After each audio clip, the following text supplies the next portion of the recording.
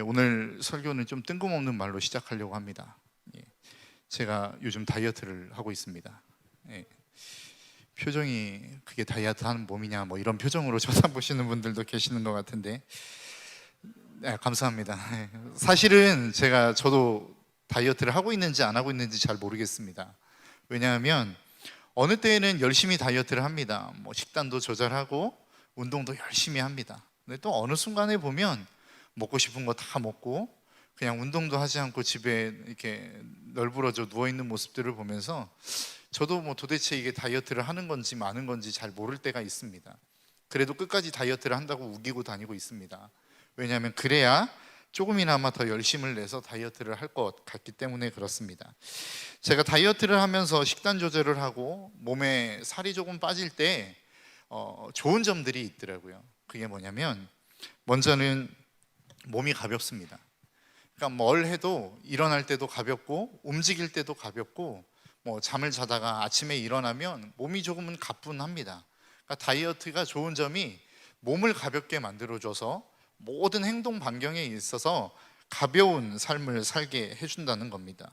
또 한 가지는 무엇이냐면 뭐 많이 먹지 않고 또 나쁜 음식을 먹지 않다 보니까 속이 편합니다.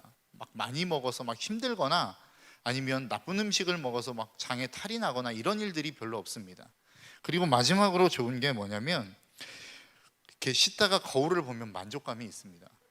즐겁습니다. 뭐 여러분들은 인정하지 않아도 그냥 제 주관적인 거니까 기쁨입니다. 살이 이만큼 빠졌네 뭐 좋아할 때가 있습니다. 그런데 다이어트를 한다고 해서 모든 면이 다 좋습니까? 그렇지 않겠죠. 분명히 나쁜 점들도 있습니다. 무엇일까요? 가장 첫 번째로 예를 들자면 인생에 즐거움이 있는데 그 즐거움 가운데 하나가 무엇이죠? 먹는 즐거움이 있습니다. 다이어트를 하다 보면 먹는 것을 마음껏 먹을 수가 없습니다. 뭐 다이어트 나 오늘부터 시작이야 그러면 그때부터 잘 평소에 먹지도 않는 뭐 치킨, 피자, 콜라 막 이런 것들을 먹기 시작합니다. 또 아이스크림과 과자들을 막 먹죠. 근데 그것들을 막 이렇게 뒤로 하고 나가기가 참 어렵습니다. 괜히 막 나 이제 안 먹어 라고 뒤를 돌아보고 그냥 안 먹으려고 하다 보면 막 과자가 저를 부르는 것 같고 치킨이 나 좀 봐주세요 막 이러는 것 같은 느낌이 듭니다. 그러니까 참 힘들고 어렵죠. 먹는 것을 참는다는 게 참 어려운 것 같습니다. 그리고 또 다이어트를 하려면 몸을 굉장히 힘들게 해야 합니다. 뭐 뛰기도 하고 팔굽혀펴기도 하고 뭐 여러 가지로 몸을 고생을 시켜야 몸이 칼로리가 소비가 되면서 살이 빠지게 되는 것이죠. 그러니까 이처럼 다이어트를 할 때에도 좋은 점이 있는 반면에 나쁜 점들이 있다라는 것입니다. 여러분 우리가 정말로 많은 사람들이 다이어트를 시도합니다. 그러나 모든 사람들이 다이어트에 성공하는 건 아닌 것 같습니다. 모든 사람들이 건강한 몸을 원하지만 모든 사람의 몸이 건강해지는 건 아닌 것 같습니다. 왜 그렇죠? 이 모든 것들을 이루기 위해서 장단이 있기 때문에 그렇습니다. 오늘 제목과 같이 음이 있으면 양이 있기 때문에 그렇습니다. 우리의 모든 인생이 마찬가지인 것 같습니다. 어떠한 행동이나 물건이나 그 어떠한 것들을 할 때에도 야 이거는 무조건 좋은 것만 있어 라고 이야기할 수 있는 부분도 없는가 하면 야 이것은 무조건 나쁘기만 해 라고 이야기하는 부분도 없는 것 같습니다. 좋은 점이 있으면 반드시 그 반면에 나쁜 점이 있고 나쁜 점이 있으면 그 반면에는 반드시 좋은 점이 있다라고 하는 것이죠. 우리는 가끔 이해할 수 없는 사람들을 만납니다. 야, 너 왜 그렇게 힘들게 사니? 좀 편하게 살아 인생을. 좀 편하게 살 수 없어? 이렇게 질문을 받는 사람들이 있죠. 그 사람들은 왜 힘들게 살까요? 그 힘든 삶이 주는 장점이 크다고 생각하기 때문에 그렇습니다. 반면에 여러분 힘든 삶을 포기하는 이유는 무엇이죠? 그 힘든 삶으로 인하여 얻어지는 득보다는 그 힘든 때문에 버려지는 잃어버리게 되어지는 실이 많다고 생각하기 때문에 그렇다라는 것입니다. 여러분 저는 신앙생활도 마찬가지라고 생각합니다. 여러분 신앙생활에 있어서 모든 부분이 다 좋습니까? 그렇지 않겠죠. 모든 부분이 다 좋기만 한 부분만 있다면 이 자리가 아마도 차고 넘치겠죠. 모든 교회들마다 그 자리가 차고 넘칠 것입니다. 반면에 신앙생활에 있어서 모든 점이 다 나쁩니까? 또 그렇지도 않겠죠. 그렇다면 여러분들도 이 자리에 계시지 않을 것입니다. 신앙생활에 있어서도 분명히 음이 있고 양이 있습니다. 좋은 점이 있다면 반드시 그 반면에 나쁜 점이 있고, 나쁜 점이 있다면 반드시 그 다음에는 좋은 점이 있다라고 하는 것입니다. 그렇다면 여러분, 우리가 신앙생활을 하며 무엇을 얻어야지 우리는 좋은 것을 얻었다라고 이야기할 수 있을까요? 우리가 신앙생활을 지속해가는 이유가 무엇입니까? 내가 신앙생활을 하며 가질 수 있는 장점이 내가 신앙생활을 함으로 말미암아 잃어버리는 어떤 단점보다 많다고 생각하기 때문에 우리는 이 자리에 나와 있는 것 아니겠습니까? 그러면 우리가 이 자리를 통해서 도대체 우리는 무엇을 얻어야 되느냐라고 하는 것입니다. 오늘 본문의 말씀은 출애굽기 마지막의 말씀입니다. 하나님이 모세에게 언약을 맺고 그 언약 이후에 성막을 만들라고 말씀하십니다. 그리고 모세가 하나님의 명령을 따라 그 성막을 다 만들었습니다. 그리고 제사를 딱 드리는 순간 하나님의 영광이 그 성막 위에 가득히 임했다라고 말씀하고 있습니다. 오늘 본문에 보니까 34절과 35절에 이렇게 말씀합니다. 구름이 회막을 덮이고 여호와의 영광이 성막에 충만하매 모세가 회막에 들어갈 수 없었으니 이는 구름이 회막 위에 덮이고 여호와의 영광이 성막에 충만함이었으며. 여러분, 이 영광을 봤던 이스라엘 백성들이 얼마나 좋았을까요? 여러분, 400년이라고 하는 시간 동안, 약 400년이라고 하는 시간 동안 이스라엘 백성들은 애굽의 노예로 살았습니다. 종으로 살았습니다. 그 종으로 살면서 여러분, 이스라엘 백성들은 얼마나 부모님으로부터 많은 하나님에 대한 지식을 들어왔을까요? 야, 하나님이 우리 조상 아브라함을 이렇게 인도하셨어. 아브라함이 막 칼을 딱 들어서 이삭을 죽이려고 하는데 하나님이 아브라함아, 아브라함아 막 부르셨거든. 야, 하나님이 그런 하나님이야. 뭐 이런 이야기들을 수없이 많이 듣고 자라지 않았겠습니까? 야, 노아가 다 막 이 세상이 악한 것들로 가득 차서 하나님이 모든 것을 다 쓸어버리려고 했는데 하나님이 노아와 그 가족의 모든 8식구만은 살려주셨어. 얼마나 큰 은혜야. 이런 하나님의 은혜를 계속해서 듣고 자라왔을 거란 말이죠. 그런데 여전히 그들에게 있어서 하나님은 어떤 하나님입니까? 지식에 머물러 있는 하나님입니다. 과거에 그런 하나님이 있었대. 과거에 그런 하나님이 그렇게 역사하셨대. 우리 조상의 하나님을 그렇게 인도하셨대. 우리나라로 이야기하자면 과거에 어떤 단군 신화를 듣는 것 같은 그런 느낌이지 않았겠습니까? 말도 안 되는 기적과 같은 이야기들을 하는데 오늘날 현실에는 일어나지 않아요. 내가 아무리 종살이하고 힘들다고 이야기해도 하나님은 꿈쩍하지 않는 겁니다. 그러니까 그 하나님은 내가 살아있는 하나님으로 느끼기보다는 왠지 모르게 그냥 신화 속에서 존재하는 하나님으로 겪었던, 그렇게 들어왔고 알아왔던 하나님이었을 가능성이 높다라는 거예요. 그런데 어느 순간 모세라고 하는 사람이 등장을 했습니다. 그러더니 10가지의 재앙을 보게 하시고 막 홍해가 갈라지는 것을 보게 하시고 마라의 쓴물을 달게 만드시는 이런 하나님의 기적들을 보여주셨다는 거죠. 그러니까 이스라엘 백성들이 놀랐을 겁니다. 와, 진짜 하나님이 살아계신가? 하나님 대단하시네, 엄청난 능력을 가지고 계시네 라고 하는 생각을 하지 않았겠습니까? 그럼에도 불구하고 그 하나님은 어떤 하나님입니까? 내가 알고 있는 하나님, 내가 경험한 하나님이 아니라 모세의 하나님이었을 거라는 것입니다. 그래, 그 하나님 능력 있어. 대단한 하나님이야. 우리를 애굽에서부터 건져내신 하나님이야. 근데 그 하나님은 내가 경험한 하나님이 아니고 모세의 하나님이야 라고 생각하는 하나님이었다라는 거예요. 그런데 오늘 이 성막에 임한 하나님의 영광을 바라보는 이스라엘 백성의 모습은 좀 다릅니다. 왜 그렇죠? 내가 지식으로만 알고 있었던 하나님, 그리고 다른 누군가를 통해서 들어왔던 하나님이 아니라 이제는 내가 그 하나님의 영광을 내 눈으로 직접 본 겁니다. 그 하나님의 살아계심을 내가 눈으로 본 거라고요. 야, 진짜 하나님이 살아계시네. 하나님이 역사하시네. 그렇게 우리를 사랑하신다고 하셨던 그 하나님이 진짜 우리와 함께 하셨네라고 하는 이 경험을 갖게 되어지는 사건이 바로 오늘 본문의 사건이었다라는 겁니다. 여러분, 이 사건을 보면 왠지 우리가 신앙생활할 때의 모습과 좀 비슷하지 않습니까? 우리도 처음에는 예수님을 믿을 때 어떻게 믿죠? 지식으로 믿습니다. 야, 하나님이 살아 계신단다. 야, 온 천지 만물을 창조하신 조물주가 계신데, 야, 그 하나님 한번 믿어봐. 그래서 교회에 나왔습니다. 그런데 하나님이 살아 계시는 것 같지도 않고, 교회에 와서 앉아 있어도 아무 일도 일어나지 않습니다. 내 삶은 변하는 것 같지도 않고 내 삶의 문제는 여전히 똑같습니다. 그러니까 그냥 지식에만 머물러 있는 하나님이죠. 그러다가 누구를 만납니까? 그 하나님을 경험했다라고 하는 사람들을 만납니다. 야, 내가 정말로 죽을 병에 걸렸었는데 기도했더니 하나님이 나를 고쳐주셨어. 내가 엄청난 문제 가운데 고통하고 있었는데 내가 기도했더니 하나님이 그 문제를 해결해 주시더라. 야, 내가 정말로 삶의 절망 가운데 있었는데 내가 예배드리다 보니까 하나님이 나를 찾아와 주셨어. 그 하나님이 진짜로 살아계셔 라고 하는 수많은 간증들을 듣게 됩니다. 그러니까 어떻죠? 그래, 하나님이 진짜로 살아계신가? 그 하나님이 역사하시기는 하나보네 라고 하는 생각이 들지 않았겠습니까?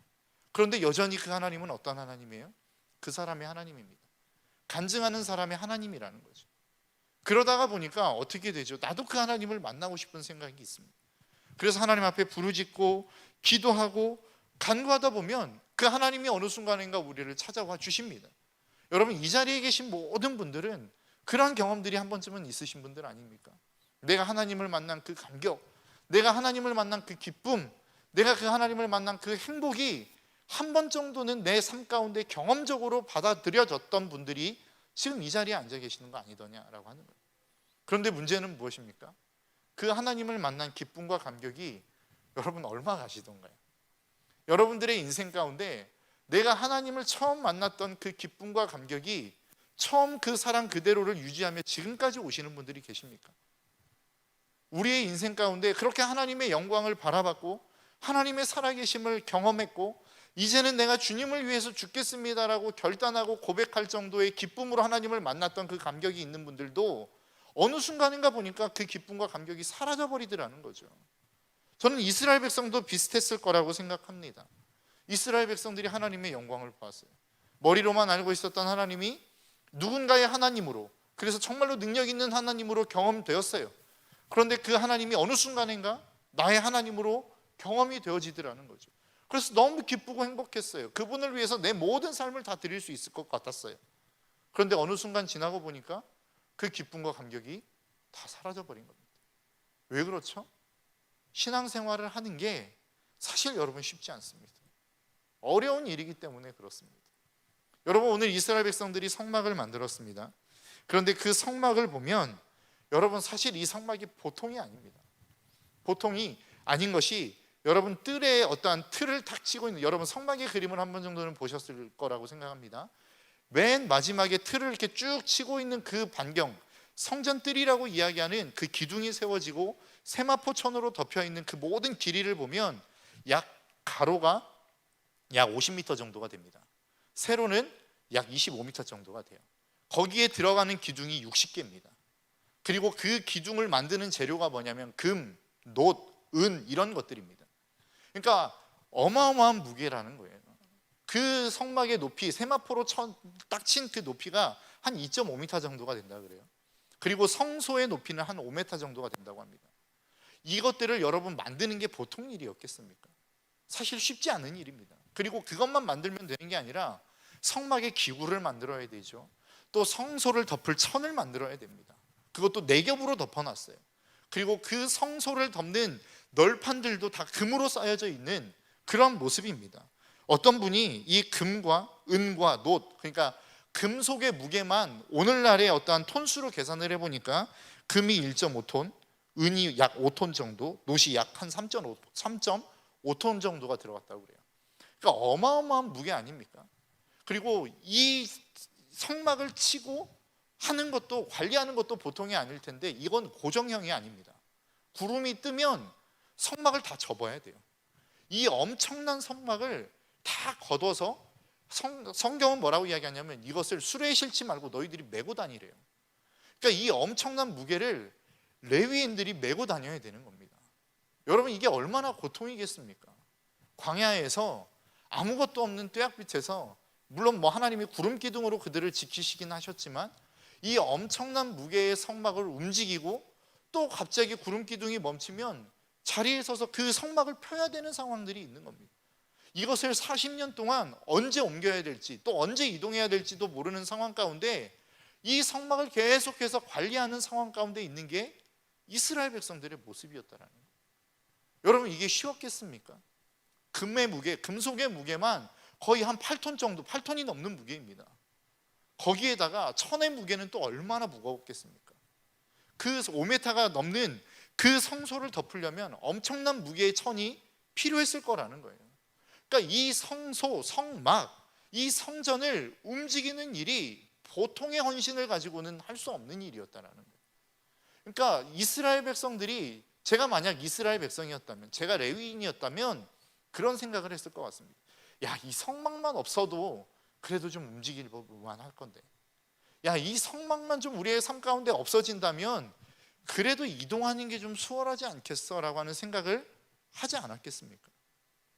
우리도 마찬가지입니다. 여러분, 구약시대에 있어서의 성막, 성소라고 이야기하는 그 성막과 성소를 오늘날로 이야기하면 그 성막이 무엇이죠? 그 성전을 우리는 무엇이라고 이야기할 수 있을까요? 고린도전서 3장 16절에 보니까 이렇게 말씀합니다. 바울이 너희는 너희가 하나님의 성전인 것과 하나님의 성령이 너희 안에 계시는 것을 알지 못하느냐. 그러니까 하나님이 우리를 뭐라고 말씀하고 있냐면 너희가 성전이다 라고 말씀하고 있어요. 왜 성전이라고 말씀하고 있습니까? 하나님의 영이 너희들의 마음 가운데 거하고 있기 때문이다 라고 말씀하고 있는 거예요. 여러분, 내 삶 가운데 누군가를 내 삶에 모시고 살아간다는 게 여러분 쉽습니까? 쉽지 않죠. 여기 계시는 분들은 다 한 번 정도는 시어머니를 모셔본 경험들이 있으실 겁니다. 여러분, 시어머니를 모시고 살아봤던 경험이 계신 분들, 모시고 사는 게 여러분 쉬우십니까? 저희 어머니만 봐도 저희 할머니를 모시고 사셨거든요. 참 이게 만만치 않은 것 같습니다. 어머니의 의견이 있고 어머니가 원하는 방향이 있는데 자꾸 할머니는 옆에서 다른 말씀을 하시는 거예요. 야, 그렇게 하면 안 돼, 이렇게 해, 저렇게 해, 이렇게 간섭하는 부분들이 있으니까 참 쉽지 않은 거라고요. 우리의 삶도 마찬가지라는 겁니다. 주님이 내 안에 오시는 순간 내가 하고 싶은 것들이 있어요. 내가 원하는 것들이 있단 말입니다. 내가 정말로 추구하는 방향이 있단 말입니다. 그런데 주님은 뭐라고 말씀하십니까? 너 그거 말고, 그렇게 살지 말고 이렇게 좀 살아봐. 주님, 저 이거 하고 싶은데, 아니 그거 말고 이렇게 살아봐. 그러니까 내 마음대로 결정할 수 있는 부분들이 상당 부분 사라지는 겁니다. 물론 내 마음대로 결정하고 사는 분들이 계시더라고요. 그런데 그럼에도 불구하고 마음이 불편하지 않습니까? 내 마음대로 내가 하고 싶은 대로 다 산다고 해도 마음이 불편하잖아요. 성전으로 살아간다는 게 여러분 결코 만만치 않습니다. 그리고 세상의 재미가 얼마나 대단합니까? 여러분, TV에서 얼마나 재밌는 것들을 많이 해요. 여러분, 신앙생활을 열심히 하는데 열심히 하던 분들이 있습니다. 그런데 그 열심히 하던 분들이 어느 순간에 보이지 않아요. 어디 갔냐고 그랬더니 상처받았다고 이야기합니다. 어디 갔냐고 그랬더니 놀러 갔다고 이야기합니다. 어디 갔냐고 그랬더니 이제는 더 이상 바빠서 신앙생활 못하게 하겠다고 합니다. 여러분, 어떻게 보면 이게 당연한 것일 수 있습니다. 왜 그렇죠? 세상의 재미가 대단합니다. 교회에 나와서 여러분 예배하는 게 재미있습니까? 집에 앉아서 TV 프로그램을 보고 있는 게 재미있습니까? 대답을 못 하시는 것은 그냥 제가 알아서 생각하겠습니다. 사실은 TV 보는 게 훨씬 더 재미있죠. 유튜브로 영상을 보는 게 훨씬 더 재미있습니다. 그리고 정말로 내가 교회에 나와 어떠한 것들을 하는 교회에서 안에서의 재미보다는 세상에서의 재미가 훨씬 더 클 수 있다는 거예요. 또 한 가지 더 큰 예로, 여러분 세상 밖에서는 어떻습니까? 내가 일을 할 때에는 돈을 받고 일을 하죠. 근데 교회는 어떻습니까? 내가 헌금을 들여가며 헌신하고 봉사를 해야 됩니다. 사람을 만나는 것도 그렇습니다. 여러분, 세상의 친구를 만나는 게 재밌습니까? 교회 안에 성도를 만나는 게 재밌습니까? 그것은 내가 무엇인가 열받는 일이 있었을 때 다른 사람, 이 두 부류의 사람을 만나보면 대번에 나타납니다. 세상의 사람들은 어떻습니까? 내가 열이 받아서 야, 그 사람 좀 너무한 것 같아, 좀 열받게 해, 그러면 맞장구를 쳐줍니다. 그 사람 좀 이상하네, 그 사람 못 쓰겠네, 뭐 이렇게 맞장구를 쳐주죠. 그런데 성도들은 어떻습니까? 그 사람 미워하면 안 돼, 사랑해야 돼, 우리 함께 기도하자, 뭐 이런 이야기 하지 않습니까? 그러니까 내 마음을 막 터놓고 이야기할 수 없는 거예요. 그러다가 막 실수로 욕이라도 한번 하는 날에는 다음 주에 교회 가면 뭐 힘든 일 있어, 누구 만나서 욕했다며, 뭐 이런 소문이 그냥 쫙 퍼져버립니다. 그러니까 교회에 나와서 신앙생활하는 게 쉽지 않더라는 거죠. 그래서 우리가 우리의 삶 속에서 어떠한 신앙생활하는 것, 여기에서 신앙생활을 이어간다라고 하는 것은 어떻게 보면 기적과도 같은 일입니다. 더 많은 세상의 재미, 더 많은 세상의 즐거움이 있는 이 세대 속에서 그럼 우리가 신앙생활을 지키며 살아갈 때에는 그 지켜야 되는 분명한 이유가 있어야 되지 않겠습니까? 내가 무엇인가 그 신앙생활하며 얻어지는 장점이 있기 때문에 그 신앙생활을 우리가 하는 것 아니겠어요? 그럼 도대체 우리는 그 신앙생활을 통해서 무엇을 얻을 수 있느냐라고 하는 것입니다. 세상의 재미도 교회와 세상이 비교했을 때 세상이 더 있고, 사람을 만나는 즐거움도 교회보다는 세상이 더 있다고 한다면, 그럼 도대체 우리는 교회 안에서 무엇을 얻어야 되느냐라고 하는 것이죠. 세상의 모든 헌신, 즐거움을 다 내팽개치고 사람을 만나는 기쁨, 내 편이 되어지는 누군가를 뒤로 하고 내가 교회에 나와야만 되는 이유는 도대체 무엇이냐라고 하는 것입니다. 오늘 본문은 그 이유를 하나님의 임재라고 이야기합니다. 세상에 즐거움이 있습니다. 세상에 기쁨이 있습니다. 세상에 낙이 있습니다. 여행 다니며 누릴 수 있는 즐거움이 있다고요. 그런데 이 세상의 모든 즐거움을 뒤로 하고 내가 얻을 수 있는 단 하나의 장점이 교회 안에 있는데, 그것이 무엇이냐? 바로 하나님을 만나는 하나님의 임재라는 것입니다. 이 임재가 빠져버리는 순간 교회의 신앙생활을 해야 되는 이유가 없는 거라고요. 왜요? 즐거움이 세상에 더 있는데, 세상이 훨씬 더 재미있는데, 세상에 나아가서 하는 일들이 훨씬 더 즐거운데요. 여러분, 솔직하게 이야기해 보십시오. 기도하는 게 재밌습니까? 말씀을 읽는 게 재밌습니까? 예배 드리는 게 재밌습니까? 세상의 어떤 것보다 이게 더 재밌다라고 이야기할 수 있습니까? 할 수 있는 사람들이 있다고요. 누가요?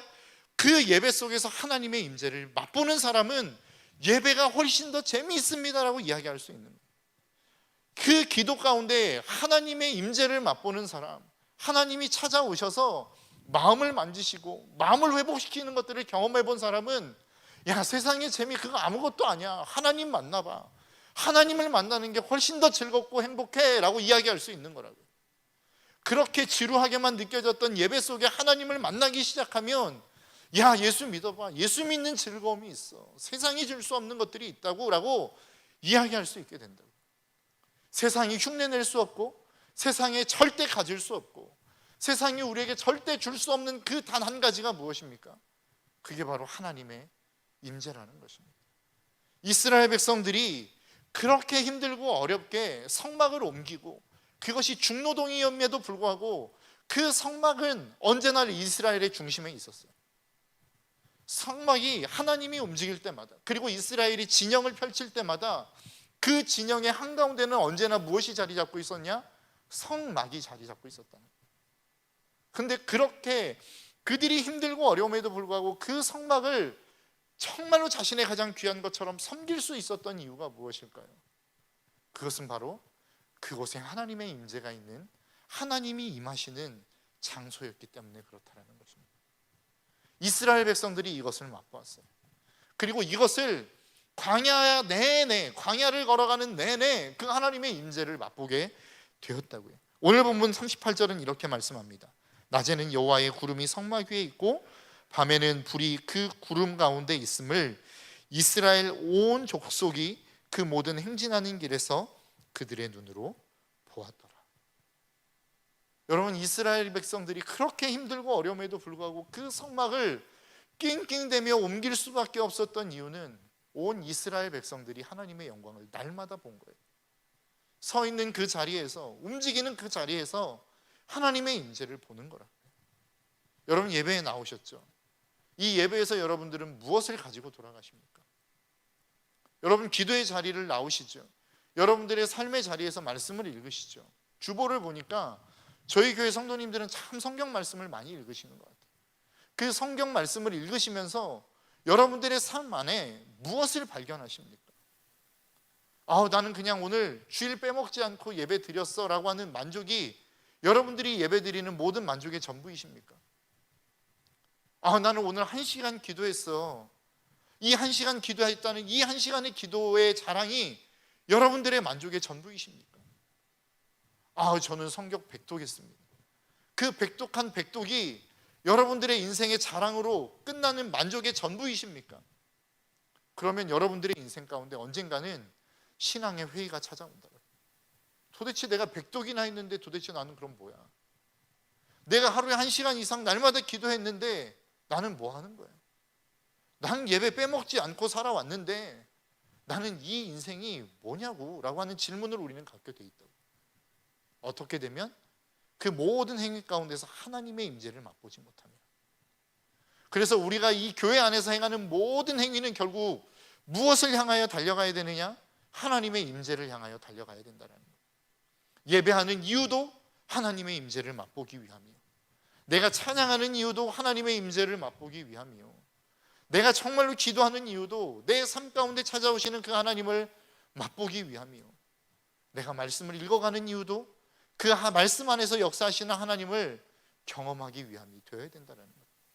제가 이번 주일에 말씀을 들으면서 사실 첫 번째 말씀에 질문을 탁 던지시는 순간, 내가 수요일 날 준비하고 전하려고 하는 말씀이었는데 라고 하는 생각이 많이 들었습니다. 여러분, 하나님을 만나셨습니까? 라고 하는 이 질문 속에서 저는 제 스스로에게 다시 한번 질문했습니다. 나는 하나님을 계속해서 만나고 있는, 단 한 번의 사건이 아닌 매일매일의 삶의 자리에서 그 하나님을 만나고 있는 거예요. 내가 날마다 기도하며 간구하는 것이 하나님의 손의 능력만을 구하고 있는 삶은 아닌지, 아니면 매일매일 그 하나님을 만나기 위해서 내가 기도하며 간구하며 부르짖고 있는 삶을 살아가고 있는지, 그것이 나의 신앙의 목적인지를 점검해보는 시간이 되었습니다. 여러분들은 어떠십니까? 여러분들의 인생 속에서 날마다 예배의 자리를 지키시는 여러분들의 삶 가운데 하나님의 임재를 날마다 경험하고 돌아가십니까? 기도의 자리에서 여러분들은 그 하나님, 그렇게 살아있다라고 이야기하는 그 하나님을 만나고 돌아가십니까? 말씀을 듣고 말씀을 읽을 때에 그 말씀 안에서 나에게 찾아오시는 하나님을 여러분들은 만나고 계시느냐라고 하는 겁니다. 그렇다면 여기에서 질문이 생기겠죠. 도대체 하나님을 만난다는 의미가 무엇이냐? 저는 두 가지로 생각해보고 말씀을 정리하려고 합니다. 첫 번째, 우리가 하나님을 만났다라고 하는 것은 우리가 회복되었다라고 하는 것을 의미합니다. 마태복음 11장 28절에 다음과 같이 말씀합니다. 수고하고 무거운 짐진 자들아 다 내게로 오라, 내가 너희를 쉬게 하리라. 하나님께서 우리를 초청하십니다. 초청했다라는 건 뭐예요? 그 하나님을 만났다라는 의미겠죠. 그 하나님을 만난 자들에게는 어떠한 일들이 일어난다라고 말씀합니까? 내가 너희를 쉬게 하겠다라는 겁니다.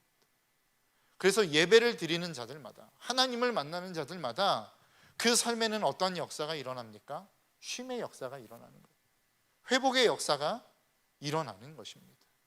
여러분, 예배에 오시기 전에 많은 사람들은 근심을 가지고 돌아올 수 있습니다. 근심을 가지고 예배의 자리에 나올 수 있습니다.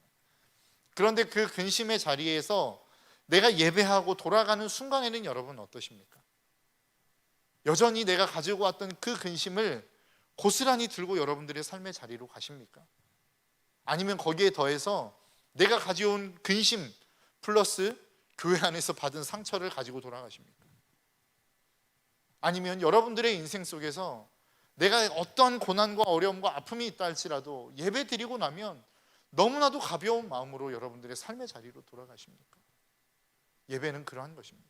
하나님을 만났다라는 것은 그러한 것입니다. 내가 아무리 고통스러운 상황 가운데 있고 아무리 큰 문제 가운데 있다 할지라도 하나님을 만나는 그 순간 그 문제는 아무것도 아닌 게 된다고요. 그 문제가 더 이상 나의 인생 가운데 영향을 미칠 수 없게 되어진다고요. 여러분들의 인생 가운데 한 번쯤은 그런 경험들을 하셨을 거예요. 내가 정말로 고통스럽고 힘들고 어려워서 기도의 자리에 나왔어요. 하나님 앞에 부르짖었어요. 그런데 그 하나님이 괜찮아, 내가 너와 함께 해줄게 라고 하는 이 한마디의 위로의 말 때문에 상황은 변한 게 없어요. 조건은 변한 게 없어요. 나의 삶에 어떤 것도 변한 게 없어요. 그런데 그 문제가 더 이상 나에게 영향을 미치지 못하는 거예요. 하나님을 만났다라고 하는 것은 그것을 의미하는 것입니다. 내가 어떠한 삶 가운데 어려움을 겪고 아픔을 겪고 힘듦을 겪고 있다 할지라도 하나님을 만나는 순간 그 힘듦이 더 이상 힘듦이 안 되는 거예요. 그 어려움이 더 이상 어려움이 되어지지 않는 거예요. 그 아픔이 더 이상 아픔이 되어지지 않는 거예요. 날마다 여러분들이 하나님을 만나기 위해 나오는 그 자리 속에 이러한 역사들이 있으시기를 주님의 이름으로 축복합니다. 이 경험이 있어야 우리가 다시 한번 주님 앞으로 나아가지 않겠습니까?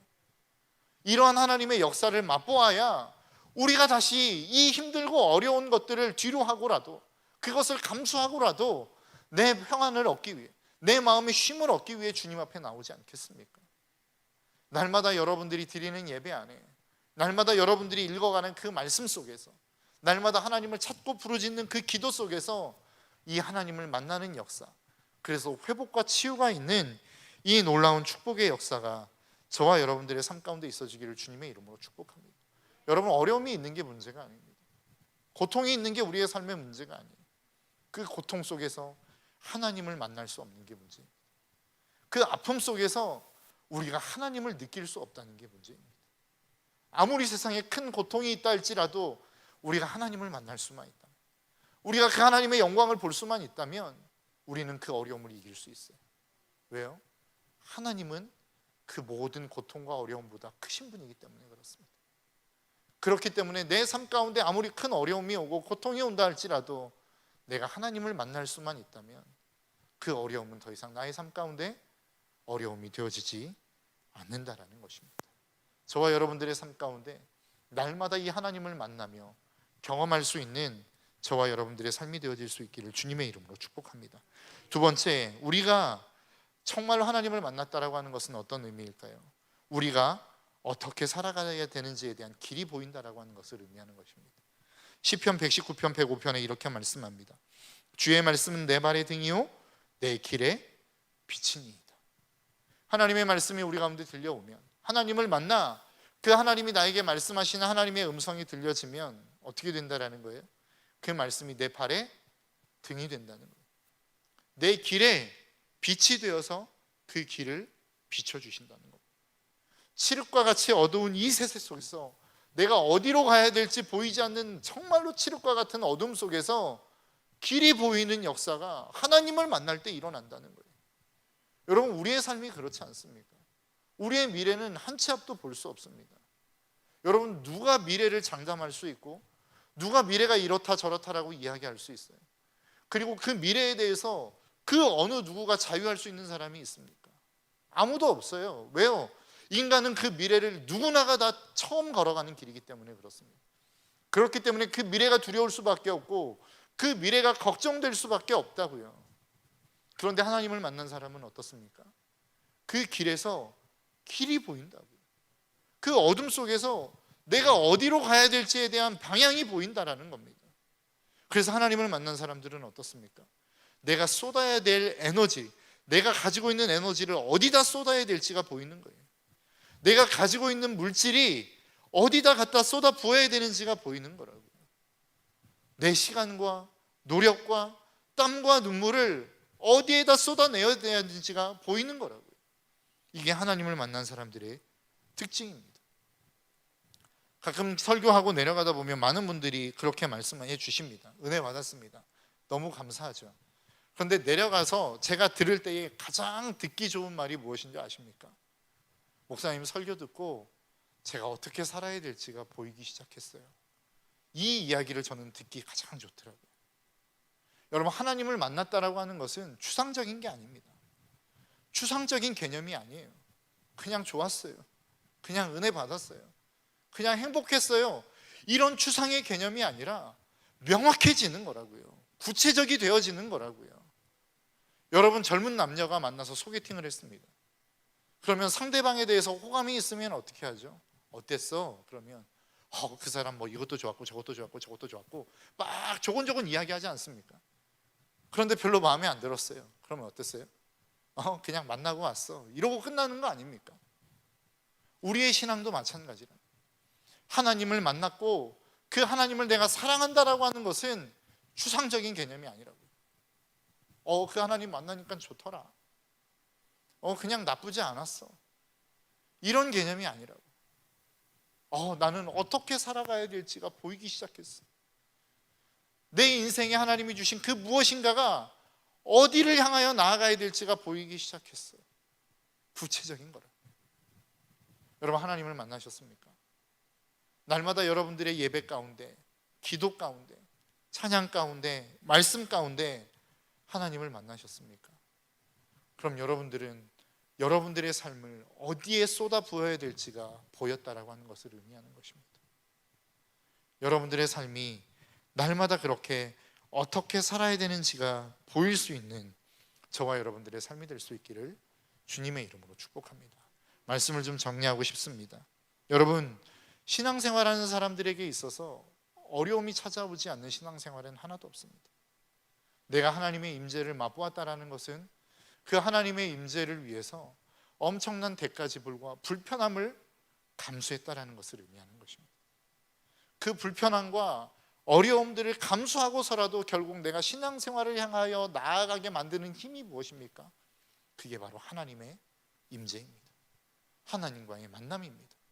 하나님을 만난 사람은 마음의 치유를 받습니다. 마음의 회복을 경험합니다. 쉼을 얻습니다. 뿐만 아니라 하나님을 만난 사람은 자신의 방향을 결정짓습니다. 어떻게 살아가야 될지가 보입니다. 내 시간과 물질을 어떻게 사용해야 될지가 보입니다. 이러한 삶이 되어지는 저와 여러분들의 삶이 될 수 있기를 주님의 이름으로 축복합니다. 이 시간 우리 함께 좀 기도하며 나아갔으면, 찬양하며 나아갔으면 좋겠는데요, 여호와의 유월절이라고 하는 찬양입니다. 그 가사의 내용이 이렇습니다. 지극히 높은 주님의 나 지성소로 들어갑니다. 세상의 신을 벗고서 주 보좌 앞에 엎드리리.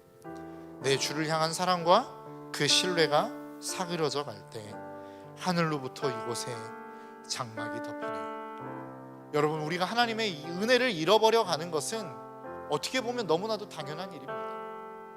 하나님이 우리에게 주신 그 크고 놀라운 은혜를 우리의 삶 가운데 소멸해 간다라고 하는 것은 어떻게 보면 한계를 가지고 있는 우리의 모습의 당연한 모습입니다.